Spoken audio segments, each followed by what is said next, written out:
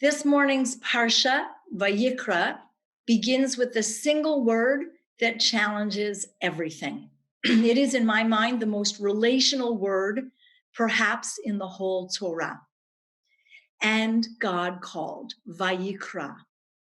Vayikra, that word, has actually nothing to do with what the book of Leviticus will continue with right after this one line. The rest of the book of Leviticus after the word Vayikra will be all about sacrifices, priestly ritual, and the temple cult. But the first words which begin the book of Leviticus set a totally different tone than the words for sacrifice and priests. Vayikra el Moshe, Vayidaber Adonai elav, me'ohel moed lemor. There are three verbs in that first verse for communication. Vayikra, Vayidaber, lemor. In one verse of Torah, three verbs for to communicate. God called to Moses and spoke to him from the tent of meeting, saying. Vayikra begins the book of Leviticus, which is normally filled with graphic details of an ancient sacrificial system, not with a commandment. Vayikra does not begin with, and thou shalt sacrifice the following animals. Instead, it begins with a word that expresses the longing to be heard, to be in connection, and to converse. And note that the first word of the Parsha Vayikra is not God. It is not, and God called to Moses. The first word of Vayikra is call. God's name does not appear in that line until the fifth word. God is not the center of that call. Moses is. But in that call, in that first word, we are missing a letter, as it were. The last letter of the word Vayikra, the Aleph, is written smaller than all the other letters in every Torah scroll in the world, as if that letter barely existed.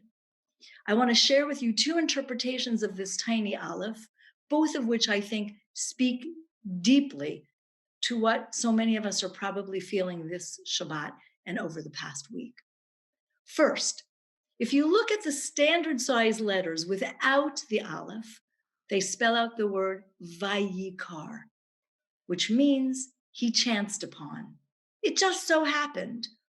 The rabbis of the Midrash note that Moses was not like the other prophets, specifically Bilam, who just chanced upon God in a dream, because in that narrative, the word Vayikar without the Aleph also appears. But that with Moses, the encounter could not possibly be by chance. And so the Aleph is still there, albeit a small one. But why small? Here the Baal Turim, a wonderful medieval commentator, teaches us, quote, but Moses was humble and wanted only to write Vayikar. He chanced upon God as if the Holy One appeared to him in a dream like Bilam, because Moses didn't want to seem too grand that God would directly call him. However, God told him to write the word Vayikar with an Aleph. In other words, God said to Moses, don't be so humble. Write that I called to you. Moses said to God, I can't write that you called to me. That makes me feel too big, too conceited. I'll tell you what, God, Moses said, I will write that you called me, but I will write the Aleph smaller than the rest of the word. And so that small Aleph comes to teach us two very large lessons. First, the small Aleph teaches us the necessary lesson of humility in the face of this global crisis. We do not know it all. We do not understand it all, and we cannot solve it all. The small Aleph teaches us the expectation of what is called in Kabbalah tzimtzum, or the contracting of ourselves to make room for another. The letter Aleph is the first letter of the word ani, or anochi, both of which mean I or me. The small I reminds us and is reminding us to do for others, that this crisis is not about me. This crisis is about us. That small aleph is reminding us not to stockpile toilet paper, to stay home, no matter how hard it is.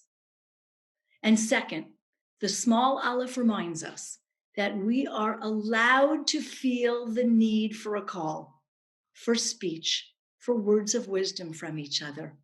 Like the first verse, God will not be the first word. You and I must be the first word.